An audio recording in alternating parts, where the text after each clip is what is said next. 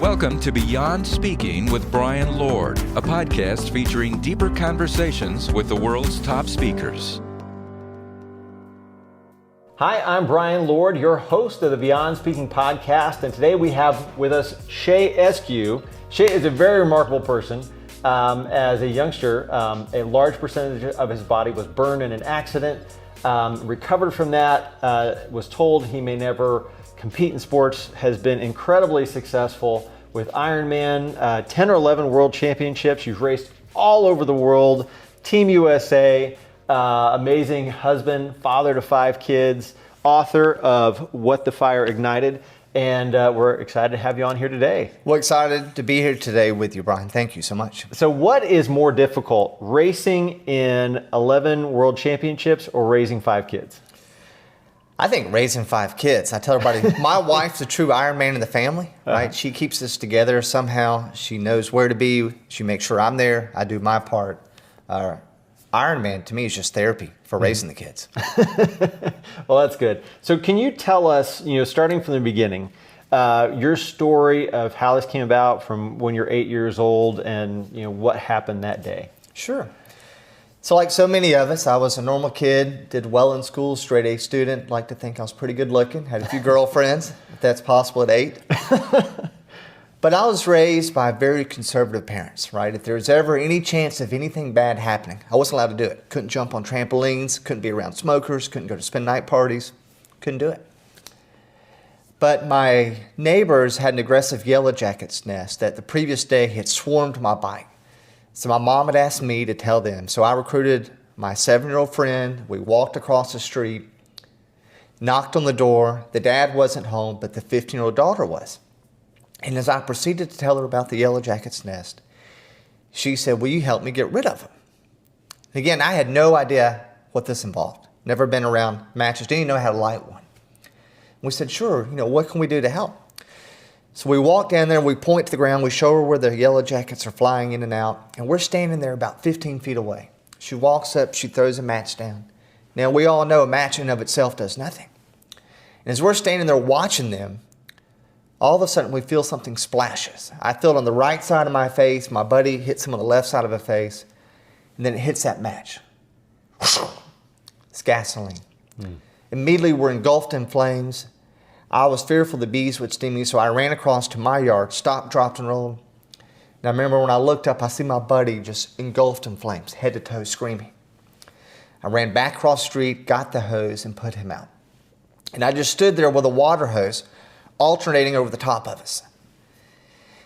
Our bodies are blackened and charred, your skin's melted off, your clothes are melted to your body. I remember touching my head, all of my hair came out. And I'm looking at my buddy and I'm thinking, do I look like that? Like, what just happened, right? Like we're standing there, 1 minute, next minute, we're on fire.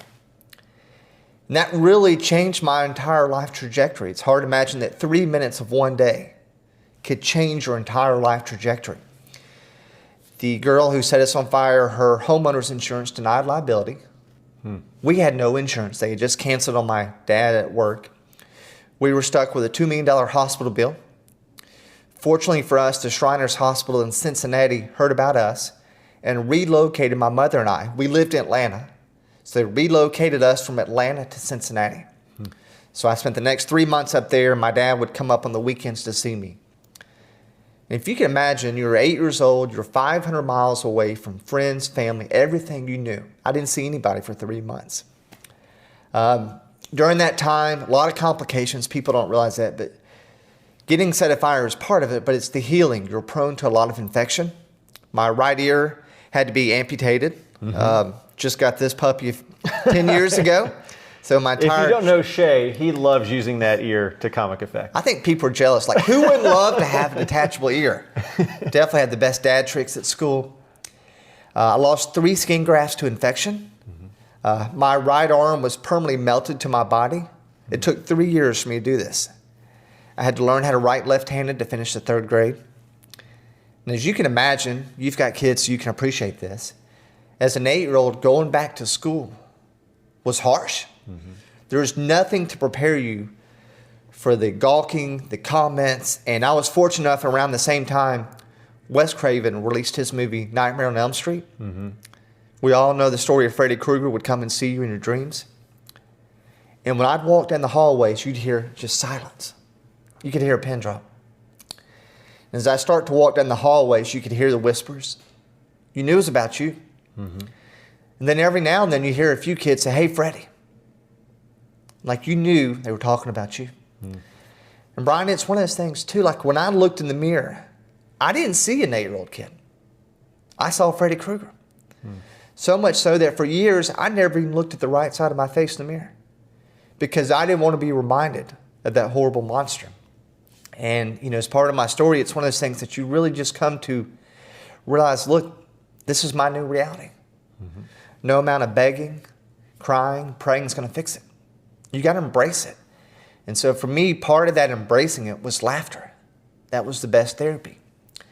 And so I said, you know what? I'm not going to let these kids make fun of me and make me the root of their jokes. I'm going to put it back on them.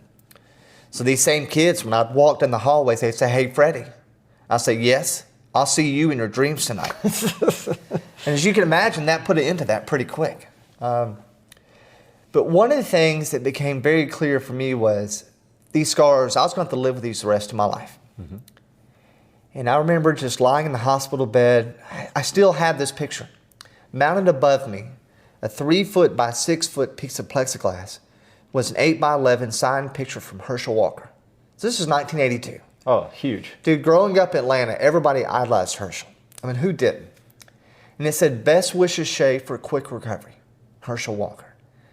And so for the first 2 weeks, everything I did, you'd lie flat on your back in the hospital bed. Eat, drink, go to the bathroom. And I'd stare up at this picture all day, every day for weeks. And I remember making that commitment. I said, "God, if you ever get me out of this hospital bed, I will use every single minute of every single day reclaiming my abilities as an athlete." And so that's what I did. When I got out of the hospital, my father signed me up for baseball 2 months later. Mm-hmm. Now, if you remember, I said I couldn't lift my arm. So you're like, how do you throw a baseball? I could throw it underhand. Mm-hmm. So my dad signed up to be the coach, put me at second base because it was the shortest distance to first. Mm-hmm. So I could throw the ball underhanded. 6 months later, my dad signed me up for football. The challenge of playing football was, so everywhere I was burned, I've got scars 65% of my body. Mm-hmm. A third of my body, I have no nerves. I have no sweat glands. So you could stick a needle in me, can't even feel it. Mm. So the fear was if I was to sustain a cut, I could bleed out and not even be aware of it. My dad, knowing how much I wanted to play, inserted 2 additional inches of padding into my shoulder pads. So I was out there playing. And I can honestly tell you, without a doubt, I was the worst player by far. But just to have that ability to be out there for 60 minutes on every Saturday, like you loved getting your bell rang because for once you felt like a normal kid. Mm-hmm. Nobody had white gloves treating you. That's what you wanted. Just give me an opportunity. Let me be a kid, right? Mm-hmm. So that's it. And over the years, I wrestled. Was fortunate enough to get inducted to the National Wrestling Hall of Fame 2 years ago. Boxed in college. Got inducted into the Boxing Hall of Fame at Tennessee. And then I got introduced to a little sport called Ironman. Mm-hmm. And I've been fortunate enough to compete in 42 of those Ironman and Ironman 70.3s. That's crazy. And just I've finished done up 2, and I'm exhausted just thinking about 42. Well, That's it's amazing. therapy. We talked about the 5 kids. But I really feel like getting burned prepared me for that. Because you know this, Brian. Like Ironman, it's not who's the fastest. Mm-hmm. It's who slows down the least. Mm-hmm. And so I felt like getting burned, all the abilities that I lost, anything that required a sense of touch, finesse, I can't do it. Tennis, basketball, horrible. But if it was about who had the highest pain threshold, last man standing wins, those were sports I did well in. And so that's why I kind of gravitated to the sport. And honestly, I felt like it was a God thing, how I got introduced into the sport. It just kind of stuck with me. How did you get started into it? So you can sympathize with this. So all through college, I focused on bulking up. I thought the ladies were interested in the gun shows. I worked on the biceps, the chest. I was 40 pounds bigger than what I am now. Imagine that, right? Wow, yeah. And I was 33 at the time. We lived in Atlanta. And every day at lunch, I'd go work out in the gym. As I'm about to head out to the gym, this 65-year-old man walks up to me. Big barrel chested, he's got a flat top. He goes, "Hey, tough guy." I said, "You talking to me?" He said, "Yeah, I'm talking to you." He goes, "Why don't you come in here in my little boot camp class? It's just me and a bunch of ladies. Shouldn't be anything for a guy like you with all your muscles." He obviously knew which buttons to hit. I was like, whatever, old timer. So I get in there, and true to form, it's all women. I'm the only guy. I was like, whatever, I got this. 10 minutes, I'm in tears. We're doing leg raises, planks. I had no core to start with, and it exposed it. And these women are just kicking my butt. And so the last 10 minutes, he goes, "All right, push-ups, 4-count push-ups." I was like, man, I'm going to bury this old bird. He doesn't know who he's messed with. And he knew it, so he comes and drops down beside me. And he goes, 4-count, ready? 1, 2, 3, 1. 1, 2, 3. And I can't keep up with him. And he goes, "Eskew, ponytails is kicking your butt. Pick it up, boy." And all I could say, I was so embarrassed, I said, "Yes, sir." I went home that night. I said, "Babe, I got my butt kicked today." 65-year-old man, 32 years older than me. And she just laughed, and she knew what was happening. I said, "I'm going to show him what happened." Come to find out, he was a Marine drill sergeant. He was one of the original Ironman from 1978. Oh, wow. Again, I didn't know any of this. Yeah. Again, I really feel like it was a God thing. So the next day I showed up, still got my butt kicked, but not quite as bad. 2 months I hung in there. I lost 20 pounds, got back into what I called fighting shape. And so Henry Forrest was his name. We became good friends, and we started talking. About that same time, he got diagnosed stage 4 pancreatic cancer. And we started commiserating after the workout. Just life's uncertainty, right? It's nothing about punishment. It's just playing the hand you're dealt. He said, "Shay, look, I served my country, faithful to my wife, done everything the good book told me. I don't drink, I don't smoke. What else could I do?" I said, "Henry, I was 8 years old. What could I possibly do to deserve getting burned?" It's just how life works, man. I said, "But I can tell you, laying in that hospital bed, when I looked around and I saw all these other kids, missing limbs, disfigured, smiling, I told myself, you are so lucky," right? It's all about perspective.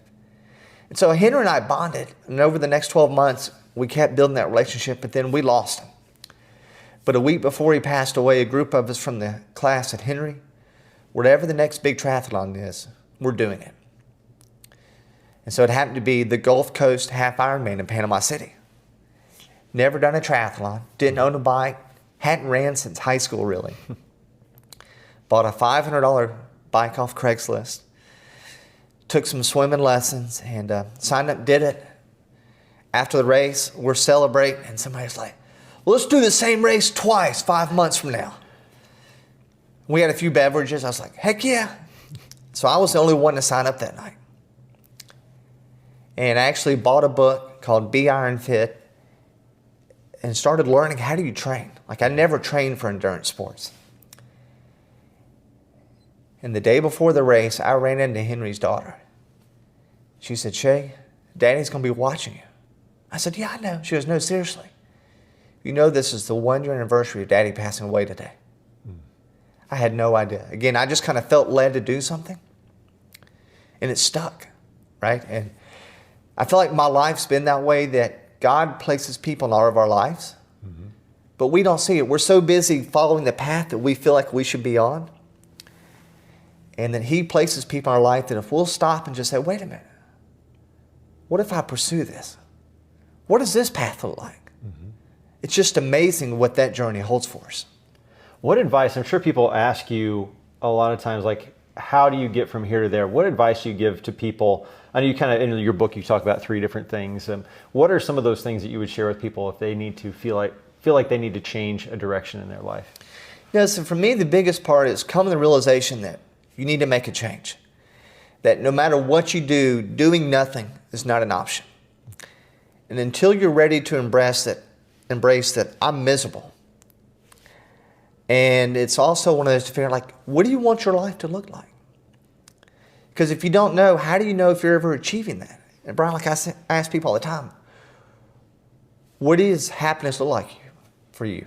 And people are like, well, I don't know. And I said, all right, well, tell me, where would you go for your favorite vacation? Well, I'd go to 30A, I'd rent this house, here's what I would pack. Well, if you know all that stuff about your vacation, why can't you apply that to your personal life? What does your perfect career look like? What does your personal family life look like? What does your life look like as a father, as a husband? And once you can start mapping out those things, then you can back into it. It's like when I said I want to do an Ironman, so I went and bought an Ironman plan. Mm-hmm. And it says, all right, here's what you do tomorrow. People say, I could never do an Ironman. Really? Could you walk 15 minutes tomorrow? We're not judging on speed. Can you walk for 15 minutes? Well, sure. What about the next day? Could you ride a bike for 40 minutes? We're not judging on speed. Can you physically ride a bike for 40 minutes? Yeah, absolutely.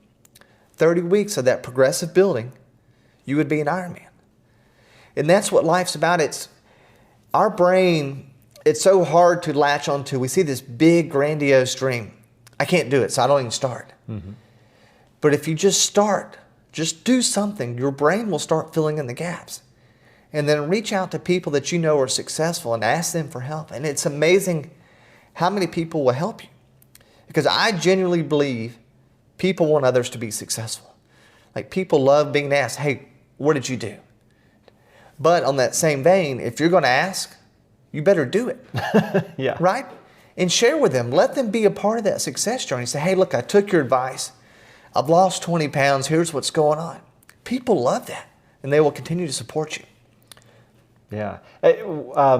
One of the things that you've done to that journey, like starting this one small thing, you've recently finished one of your really big goals, which was to do an Ironman on every continent. And especially like during COVID, travel is crazy.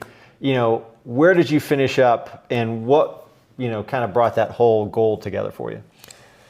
It's a great question. So the goal I made in 2012, I raced Ironman World Championships in Kona. We knew number 5 was coming, and I said, I can't do the full distance, but I want to step back and do the halves. And I said, all right, I want to race World Championships every year. And so at the next Worlds, I was with my wife, and they were announcing the event will be in Zelensee, Austria. You'd have to know my wife to appreciate this. Like, I love her. She believes in tough love. She's going to tell you how it is. She's not going to water it down. She said, look, we're going to Austria.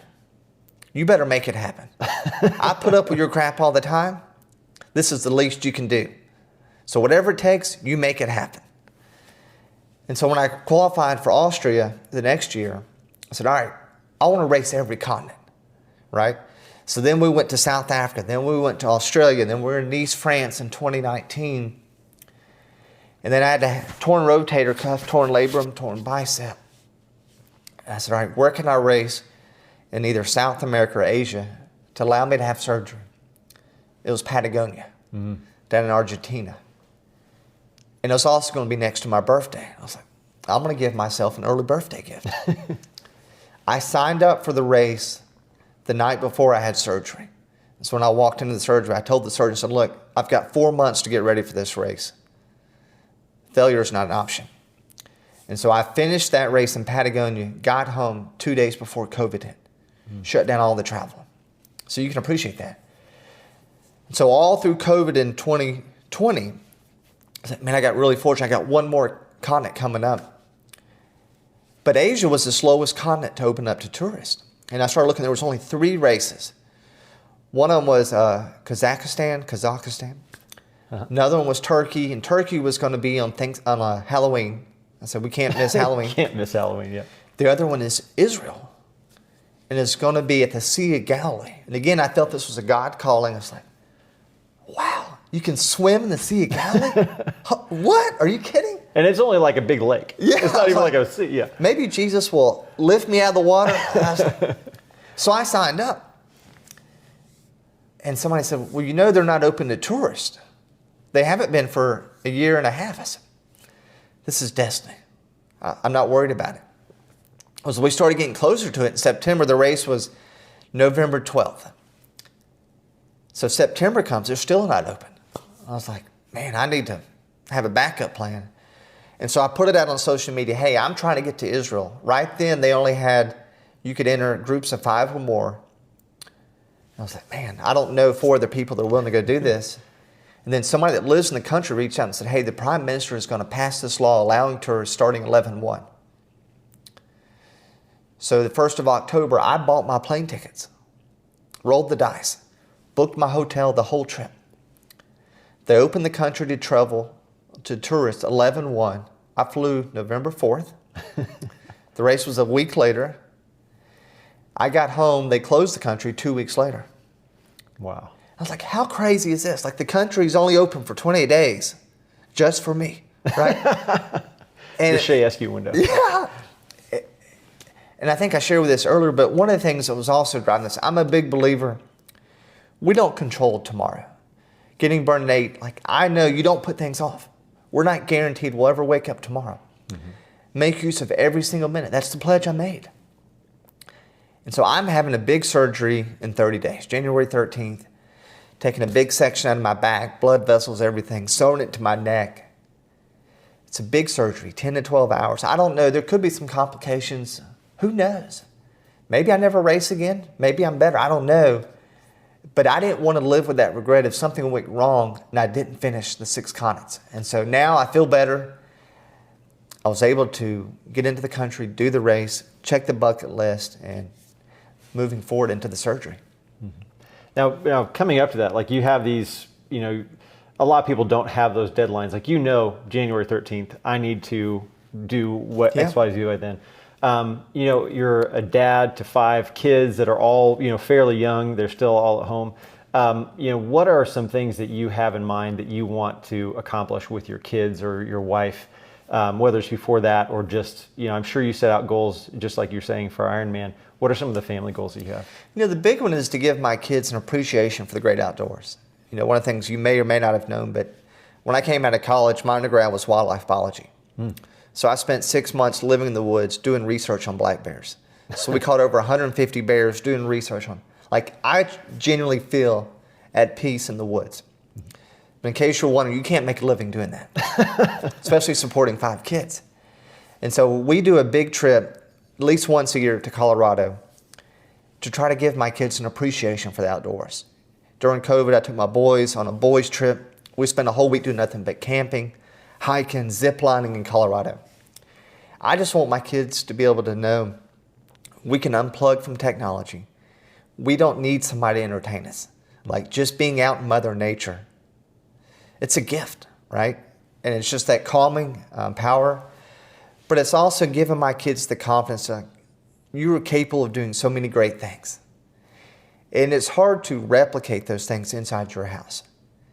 And so when you can go out hiking, like my kids, Dad, I'm going to run out of water. I said, you'll be fine. I mean, I've got backup water, but I don't tell them, right? There's things that I tell them, and they're hiking for miles. Dad, we can't make it. I don't know if I can. I may die. I was like, I promise you won't die. But there's so many simulations that you can do in the great outdoors to teach these kids these instincts that, look, we are built to design tough things. Sadly, as humans, we become very soft. It's only when we're truly tested we discover what we're capable of. And I'm thankful that what I was exposed to as a kid taught me that, So that's the biggest thing, is just teaching my kids to have an appreciation and don't be scared of a big challenge. Sign up for it. And if you fail, that's okay. And it's not a failure if you keep trying. It's only a failure if you let it beat you, right? And my kids have seen Daddy, one of the most races I'm proud of, I finished 4th from last. Like, I thought I would truly finish top 10 in the world. I was 4th from last. And then people are like, how could you be excited about it? I said, because I finished. And when you have that certainty of knowing that no matter how tough life is, you will do whatever it takes to get across the finish line, life takes on a whole different meaning, right? And so that's what we try to focus on. Like, how do you seek out these big challenges? And that's when you start living a life that 99% of the people in the world will never live. Well, Shay, thank you so much for coming on and sharing your story, and for inspiring so many people here in Franklin, Nashville area and around the world. And good luck on your surgery, and thanks for being here with us today. Well, thanks, Brian. Hope this speaks to somebody out there. Absolutely. And so for those watching, listening, definitely check out Shay's page on our site, Shay Eskew. And on behalf of premier speakers and national speakers, thanks for listening to the Beyond Speaking Podcast. Thank you for joining us for the Beyond Speaking Podcast. To learn more about today's guest, go to beyondspeak.com. Make sure to leave a review and subscribe wherever you listen.